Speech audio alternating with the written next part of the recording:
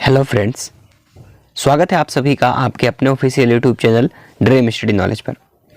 आज हम बात करेंगे यूपी ट्रिपल एससी लेखपाल भर्ती से संबंधित अभी जो है एसटीएफ के द्वारा फिर से एक नया खुलासा हो रहा है। वो एक्चुअली में जो सारी चीज़ें आपको लग रहा था कि डॉक्यूमेंट वेरिफिकेशन के लिए अगर उन्होंने अनाउंसमेंट कर ही दिया है, क्या उनमें जो लोग सम्मिलित हैं अभी उनमें से भी बाहर होने वाले हैं जो कि गलत तरीके से वहां पर इन्वॉल्व हुए थे डीबी के समय में, यानी कि डीबी की लिस्ट की मैं अगर बात करूं। बस इस चीज को लेकर के बातें जो आगे बढ़ाई गई हैं कि अब डॉक्यूमेंट वेरिफिकेशन के लिए जो 27,000 प्लस स्टूडेंट्स को यहाँ पर इन्वॉल्व किया गया है डीबी देने के लिए, अब उनमें से काफी ऐसे स्टूडेंट हैं जो कि अब बाहर निकलेंगे, वो भी एसटीएफ को निकालना पड़ेगा। वो निकाल ही दिया मान के चलिए मैं आपको दिखाता हूँ सीधा। और इसकी वजह से कट ऑफ पर क्या प्रभाव पड़ सकता है वो अलग बात है, वो सारी डिस्कस करूंगा, कट ऑफ को लेकर के भी बात करूंगा। लेकिन आपने सबसे पहले इस पॉइंट को समझना की जरूरत है। जैसे कि आपने देखा होगा, ठीक है, एक दो दिन पहले ही आपने हो सकता है देख लिया हो, लेखपाल जो परीक्षा में नकल का ठेका लेने वालों को पकड़ा गया है। अब इससे होगा क्या, देखिए यहाँ पर कंटिन्यू थोड़ा सा जो है यहाँ पर रीड डाउन करेंगे।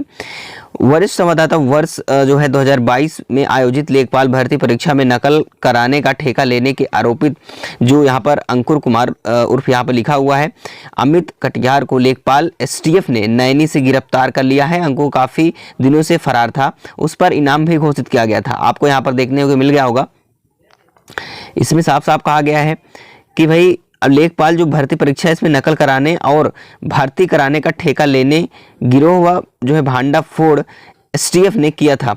इन सारी चीज़ों को लेकर के अब कहा गया कि तब कई आरोपित जेल गए थे। आपको पता है यहाँ पर इसी मामले में अंकित उर्फ अमित पुत्र जो है रामदत्त निवासी पीताम्बरपुर, यहाँ पर लिखा है पुर का जो भी निवासी था, यानी कि कहा जा रहा है कि जो पीताम्बरपुर है इसकी निवासी कंदरा जो कानपुर में रहता है देहात में, वहां से भी फरार हो गया था।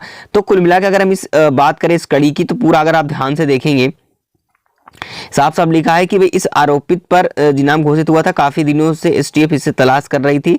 सटीक सूचना पर लखनऊ एसटीएफ ने गुरुवार को नैनी इलाके में नए जो है यमुना पुल के पास आरोपित को दबोच लिया है।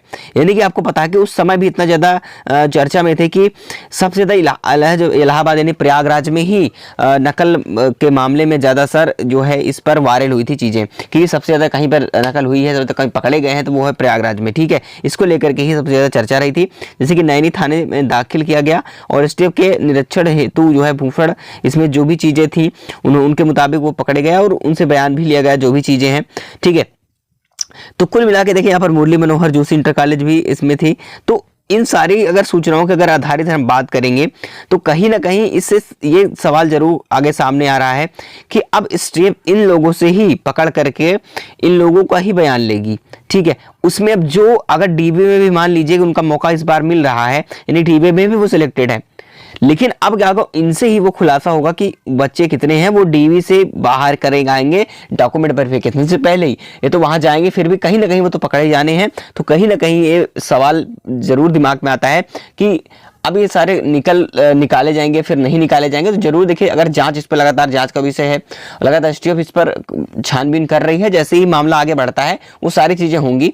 ये चीजें उन्हें अगर इतना ही खौफ बन रहेगा तो वैसे भी जो डॉक्यूमेंट वेरिफिकेशन के लिए जो कैंडिडेट गलत तरीके से यहाँ पर जो है नकल तरीके से या फिर किसी भी तरीके से गलत रूप से अगर इन्वॉल्व है डॉक्यूमेंट वेरिफिकेशन लिस्ट में, तो कहीं ना कहीं वो कुछ डर के मारे ही नहीं जाएंगे किसी प्रकार से।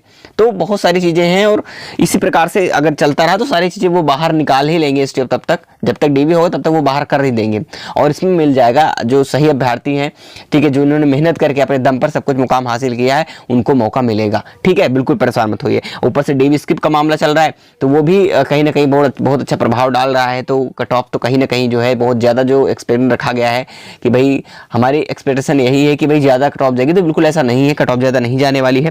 ठीक है, और आप अभी तक आपने चैनल को सब्सक्राइब नहीं किया है जरूर कर लीजिएगा, क्योंकि आप सभी को यूपी ट्रिपल एससी के माध्यम से जितनी भी अपडेट होती रहती है आप सभी तो टाइम पर अपडेट कराते रहते हैं।